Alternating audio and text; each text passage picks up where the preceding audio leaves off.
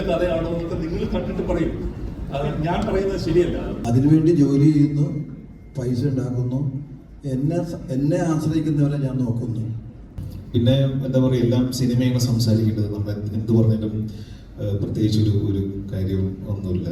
അല്ല, ആദ്യം തന്നെ പറയട്ടെ, 10 ചോദ്യങ്ങളൊന്നും ഒരുപാട് വർഷങ്ങൾക്ക് മുമ്പ് തുടങ്ങിയ ഒരു ഡിസ്കഷനാണ്. ആക്ച്വലി 2020 തോന്നുന്നു, കൊറോണ എല്ലാം കഴിഞ്ഞിട്ടൊരു ലോക്ക്ഡൗൺ മാറിയൊരു സമയത്താണ് ആദ്യമായിട്ട് സാറിനെ കണ്ട് നമ്മൾ ഡിസ്കസ് ചെയ്യുന്നത്. പിന്നെ പല കാരണങ്ങളാൽ അത് ആ സമയത്ത് നടന്നില്ല. അങ്ങനെ നീണ്ട് ഒരു സാറും വേറെ തിരക്കിലായിരുന്നു, ഞാനും വേറെ പടങ്ങൾ ചെയ്തുകൊണ്ടിരിക്കുകയായിരുന്നു. അങ്ങനെ പിന്നീട് ഒരു ഇൻട്രസ്റ്റിംഗ് ആയിട്ടുള്ള ഒരു സ്പേസിൽ വന്നപ്പോൾ ഞങ്ങൾ ഡിസ്കസ് ചെയ്യുകയും എന്നാൽ ഇത് ചെയ്താലോ എന്നൊരു തീരുമാനം എടുക്കുകയായിരുന്നു. അപ്പോൾ ഇത് എനിക്ക് ബേസിക്കലി ഇതിനകത്ത് ഈ അച്ഛൻ മകൻ റിലേഷൻഷിപ്പ് എനിക്ക് ഭയങ്കരമായിട്ട് കണക്റ്റ് ആയ ഒരു കാര്യമാണ്. വളരെ അത് നല്ല രസകരമായിട്ട് വന്നിട്ടുണ്ടെന്നാണ് ഞങ്ങളുടെ വിശ്വാസം. ഒരു സിനിമയിൽ എപ്പോഴും റിലേഷൻഷിപ്സ് എപ്പോഴും ഏതെങ്കിലും ഒരു റിലേഷൻഷിപ്പ് ആയിരിക്കും നന്നായിട്ട് വരിക. എനിക്കിതിനകത്ത് പല റിലേഷൻഷിപ്സിനും നല്ല ഡെപ്ത് ഉള്ള പോലെ എനിക്ക് തോന്നിയിട്ടുണ്ട്. അതൊരു നായകൻ വില്ലൻ റിലേഷൻ ആണെങ്കിലും അച്ഛൻ മകനാണെങ്കിലും ചേട്ടനായിട്ടുള്ള കാര്യങ്ങൾ, അങ്ങനെ ഒരുപാട് അങ്ങനെ റിലേഷൻഷിപ്സ് നമ്മൾ ഓരോന്നിടത്ത് നോക്കുകയാണെങ്കിൽ എല്ലാത്തിനും ഭയങ്കര ഒരു സ്ട്രെങ്ത് ഉള്ള പോലെ ഫീൽ ചെയ്തൊരു കഥയാണ്. ഭയങ്കര ഇൻട്രസ്റ്റിംഗ് ആയിട്ട് ഷൂട്ട് ചെയ്താണ് ഓരോ സീനും. നല്ല ക്വാളിറ്റിയിൽ എടുക്കണമെന്ന് സാറിന് ഭയങ്കര നിർബന്ധമായിരുന്നു. അങ്ങനെ എല്ലാ സീനും നല്ല സമയമെടുത്ത് നല്ല ക്വാളിറ്റിയിൽ നല്ല സാറും ഗോപാലൻ സാറും കൂടിയാണ് പ്രൊഡ്യൂസ് ചെയ്തിരിക്കുന്നത്. അപ്പോൾ നന്നായിട്ട് സ്പെൻഡ് ചെയ്തെടുത്തിരിക്കുന്ന ഒരു സിനിമയാണ്. പിന്നെ എന്താ പറയുക, എല്ലാം സിനിമയാണ് സംസാരിക്കേണ്ടത്. നമ്മൾ എന്ത് പറഞ്ഞാലും പ്രത്യേകിച്ച് ഒരു കാര്യം ഒന്നുമില്ല. അപ്പോൾ സിനിമ പ്രേക്ഷകർക്കും നിങ്ങൾക്കും കണക്ട് ആവട്ടെ എന്നാണ് ഞങ്ങൾ ആഗ്രഹിക്കുന്നത്.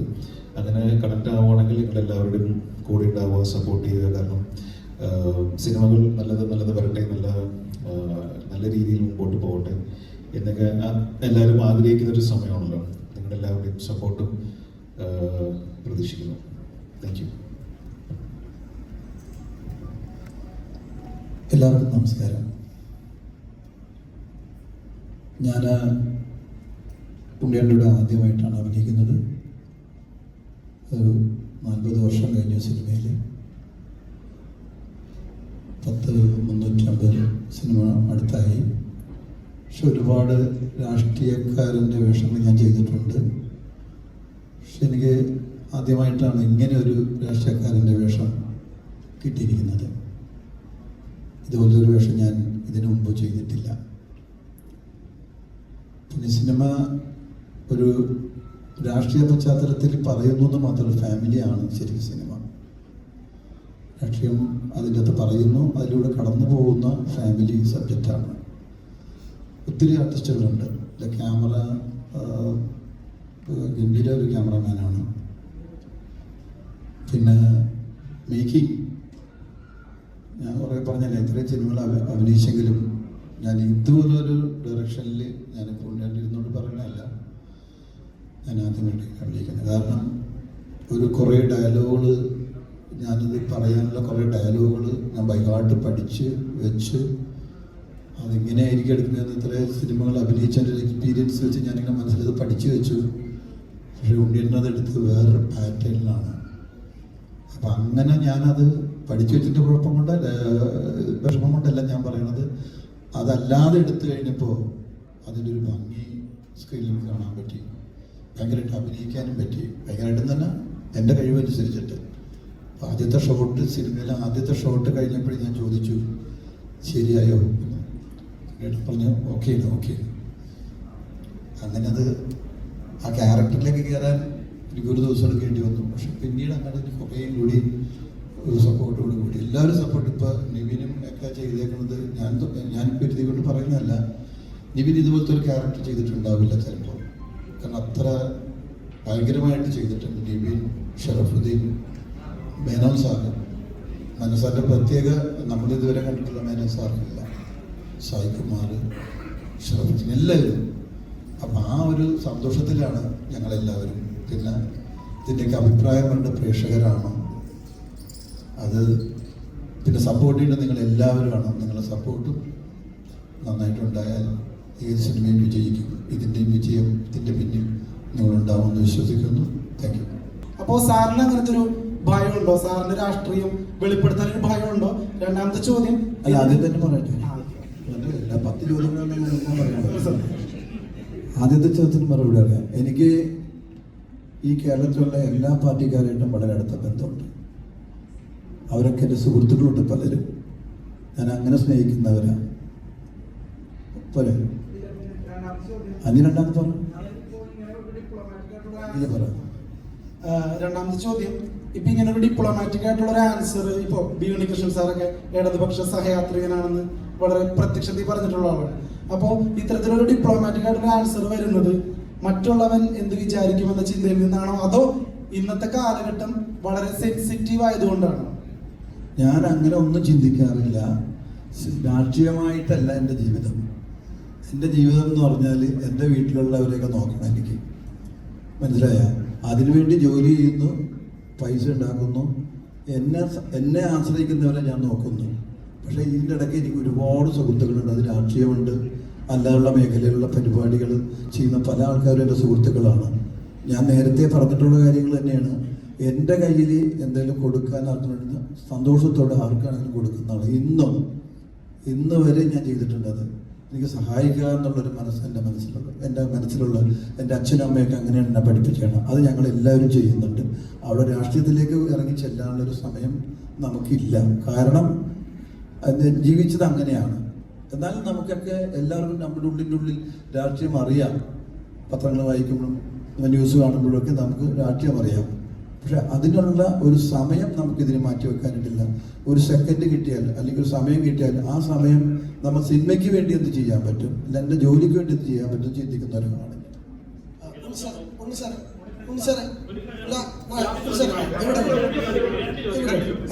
ഇപ്പൊ ഇതിനകത്ത് പറയുമ്പോൾ കഥയിലെക്കാളും ഈ മേക്കിംഗിലെ ആക്ടേഴ്സിന് ഏറ്റവും സ്റ്റൈലിഷ് ആയിട്ട് പ്രസന്റ് ചെയ്യുന്ന ഡയറക്ടേഴ്സിന് ഒരാൾ. അതായത് ലാലേട്ടൻ്റെ ഏറ്റവും നല്ല ലുക്കുകൾ ഉള്ള സിനിമകൾ നോക്കിക്കഴിഞ്ഞാൽ സാറിൻ്റെ സിനിമകളുണ്ട്. നാടനാണെങ്കിലും വെസ്റ്റേൺ ആണെങ്കിലും എന്താ ആക്ടേഴ്സിന് അത്രയും സ്റ്റൈലിഷ് ആയിട്ട് പ്രസന്റ് ചെയ്യണം എന്നുള്ളൊരു ഐഡിയ ശരിക്കും എങ്ങനെ വരുന്നത്? തെറ്റാണോ? അല്ല, ഇതിലേക്ക് ഇതിലെ വേണം അങ്ങനെയല്ല. ഇപ്പൊ നിവിൻ ഇതിനകത്ത് അവതരിപ്പിക്കുന്ന കഥാപാത്രം, അതായത് ബാംഗ്ലൂർ പോലൊരു സ്ഥലത്ത് ഒരു സ്റ്റാർട്ടപ്പ് ഭയങ്കര സക്സസ്ഫുൾ ആയിട്ട് റൺ ചെയ്യുന്ന ഒരാളാണ്. അപ്പൊ അങ്ങനെയൊക്കെ ഒരു ബോഡി ലാംഗ്വേജ് ഉണ്ട്, ഒരു അറ്റയർ ഉണ്ട്. അതിനെനിക്കൊരു സങ്കല്പമുണ്ട് അതിനെക്കുറിച്ചും. അശോകന്റെ കഥാപാത്രത്തെ കുറിച്ചും എനിക്കൊരു സങ്കല്പം. അപ്പൊ അത് ഞാൻ എൻ്റെ ടീമുമായിട്ട് ഷെയർ ചെയ്യും. എൻ്റെ കോസ്റ്റ്യൂം നോക്കുന്ന ആളായിട്ടും DOP ആയിട്ടും ആർട്ട് ഡയറക്ടറുമായിട്ടും ഷെയർ ചെയ്യും. എന്നിട്ട് അതിന് മൊത്തം ഒരു കളർ പാലറ്റ് ഉണ്ടാക്കി അവരുടെ ലുക്കൊക്കെ ഒന്ന് വർക്ക് ചെയ്ത് അങ്ങനെ ചെയ്യുമ്പോൾ അതിനകത്ത് ഒരു വൃത്തി വന്നു പോകും. അത് മെയിൻറ്റെയിൻ ചെയ്യാൻ നോക്കിയുള്ളൂ. അതല്ലാതെ അതിനെക്കുറിച്ച് ഇത്രയധികം നമ്മൾ അങ്ങനെ വേണം എന്നുള്ളത്. ഇപ്പോൾ ഗ്രാൻഡ് മാസ്റ്റർ എന്ന് പറഞ്ഞ ഒരു സിനിമ ഞാൻ ചെയ്യുമ്പോൾ മോഹൻലാൽ സാറിനെ ഇപ്പം നിങ്ങൾ ശ്രദ്ധിച്ചു കഴിഞ്ഞാൽ അറിയാം, അദ്ദേഹത്തിൻ്റെ ഇൻട്രൊഡക്ഷനിൽ ഒരു വൈറ്റ് ലിനൻ ഡ്രസ്സാണ് അദ്ദേഹം ഇട്ടിരിക്കുന്നത്.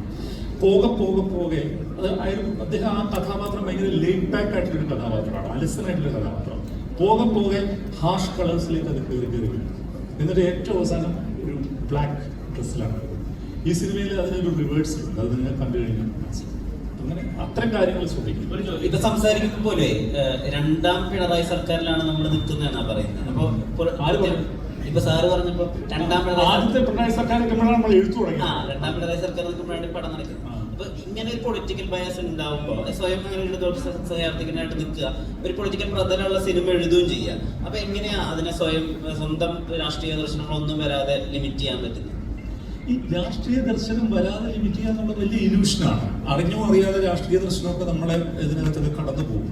രാഷ്ട്രീയം ഇല്ലെന്ന് പറയുന്നവരെടുക്കുന്ന സിനിമയിലും ഒരു രാഷ്ട്രീയമുണ്ട്. പിണറായി പ്രിയ ഉണ്ടാവും. പിന്നെ അതിനകത്തുള്ള പ്രശ്നം ഈ പിണറായി പ്രിയം പ്രതിച്ഛായലുണ്ടാവും. അപ്പൊ അങ്ങനെയൊന്നുമില്ല.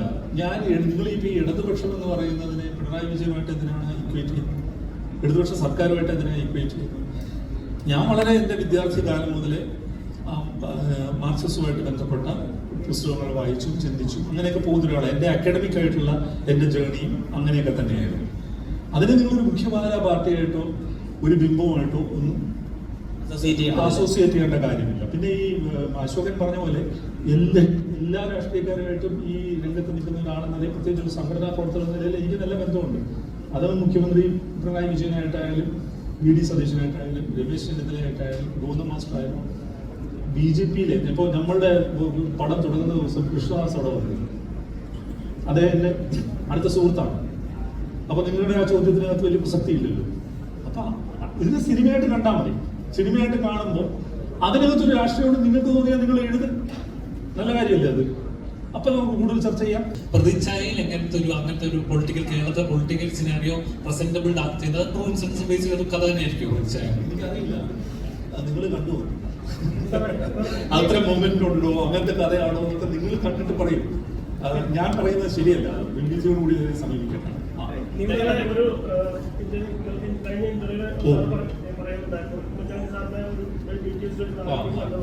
അപ്പൊ ആ സമയത്ത് അദ്ദേഹം പ്രതിച്ഛായ നഷ്ടപ്പെട്ടു.